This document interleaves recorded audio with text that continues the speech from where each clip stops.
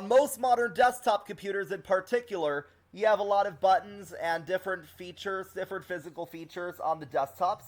So if it's a full-fledged and fixed desktop, you normally have a power button and light header. You have a reset button, a drive activity light. You may have audio jacks on most systems and USB ports. USB ports of different kinds are almost always essential to your system, even on the smallest of devices. USB-C nowadays, but on older systems, USB-A as well is also very important. USB-B, I believe, is for peripherals originally. USB-A is for the computers themselves. You have the BIOS, UEFI, and post routines, power on self-test, basic input-output system, and unified extensible firmware interface, but these are actually not physical headers. These are, I believe, hardware-software interaction and communication.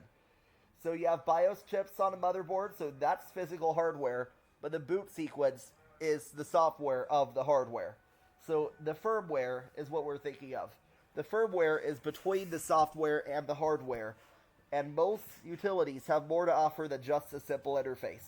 You have diagnostic routines. Think of, for instance, memtest 86, if your system supports memtest 86, which might not require a certain BIOS or UEFI setup. Security and encryption are also features of basic input-output system and unified extensional firmware interfaces.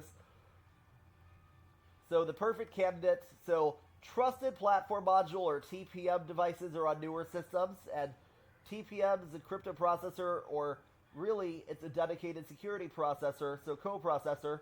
You can boot the system only after authenticating the boot device. Microsoft has a feature called BitLocker that uses TPM, and Windows 11 now requires TPM.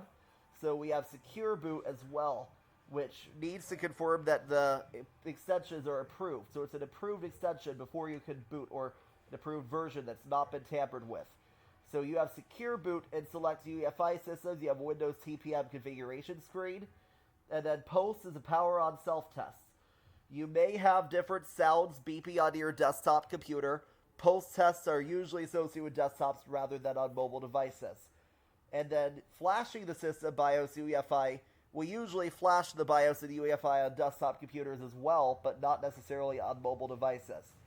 So please do not consult the manufacturer. If you think you need an upgrade, go to the motherboard or system manufacturer and check its website. Do not consult the manufacturers directly. And